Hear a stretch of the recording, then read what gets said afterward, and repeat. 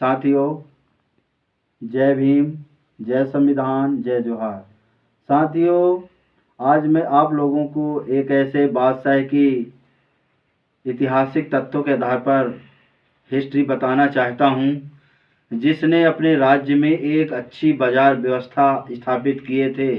बाजार जिसको कहते हैं बाजार नियंत्रण स्थापित किए थे, और जो भी बाजार में वस्तुएं बेची जाती थी, हर वस्तुओं का कीमत निर्धारित किए थे। वह बादशाह हैं अलाउद्दीन खिलजी। तो जो खिलजी वंश जो चला था सन 1290 ईस्वी से लेकर के 1320 ईस्वी तक खिलजी वंश चला। इस खिलजी वंश की स्थापना किए थे जलालुद्दीन खिलजी। जलालुद्दीन खिलजी ने गुलाम वंश के अंतिम शासक की हत्या करके, पराजय करके उन्होंने खिलजी वंश की स्थापना किए थे। जलालुद्दीन खिलजी के बाद आते हैं अलाउद्दीन खिलजी। जो अलाउद्दीन खिलजी हैं वह एक बहुत बड़े भूभाग पर अपना राज्य कायम किए थे।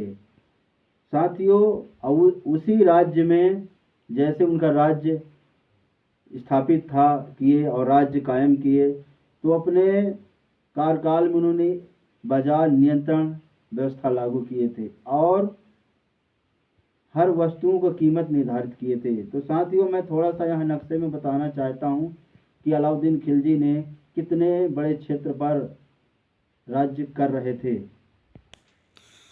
साथियों, ये है उस समय का नक्शा। अलाउद्दीन खिलजी का साम्राज्य सन 1320 ईस्वी का यह जो क्षेत्रफल राज्य था, यह जो भारत देश का नक्शा है, उस समय इसका राज्य कहाँ कहाँ तक फैला हुआ था।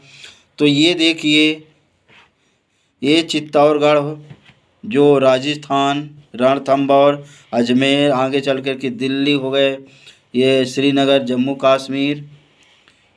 तो मध्य भारत में जो मध्य प्रदेश है, ये देखिए गोंडवाना, यहाँ जो था इधर ये गोंडवाना राज्य था। इसके बाद में इधर आता है गोंडवाना राज्य, एक और जो छत्तीसगढ़ रांची क्षेत्र के आसपास है, यहाँ जो गोंडवाना राज्य था। तो ये सभी जगह अलाउद्दीन खिलजी ने अपना राज्य स्थापित किए थे।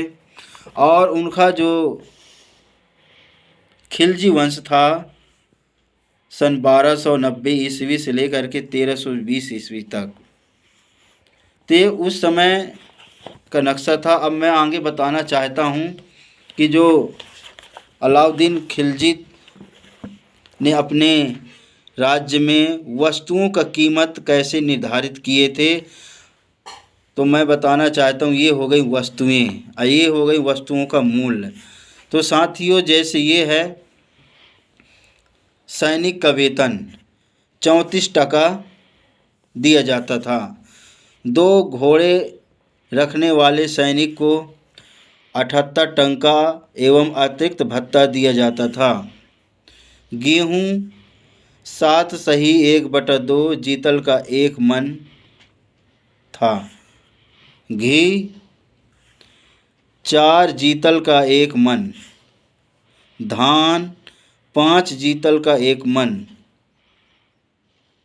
शक्कर 1 सही 1/2 जीतल प्रति सेर था। कच्चा गुड़ 1/2 जीतल प्रति सेर। नमक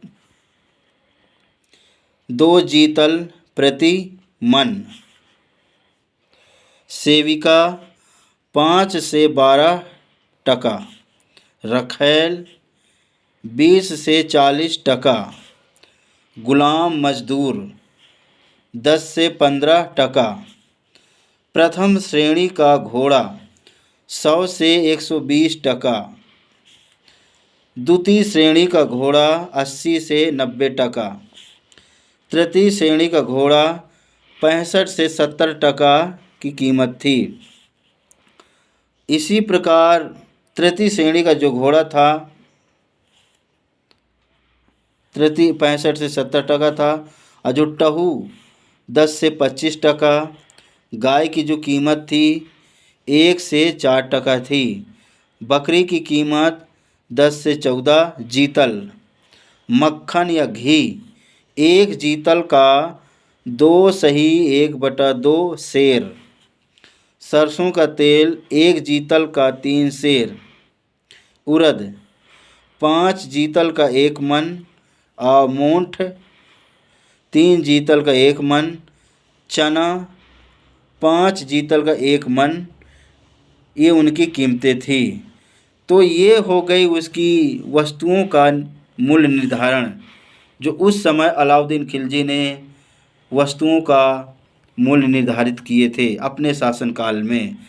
तो साथियों ये रह गई अलाउद्दीन खिलजी की जो मूल्य निर्धारण जो प्रणाली थी, व्यवस्था थी।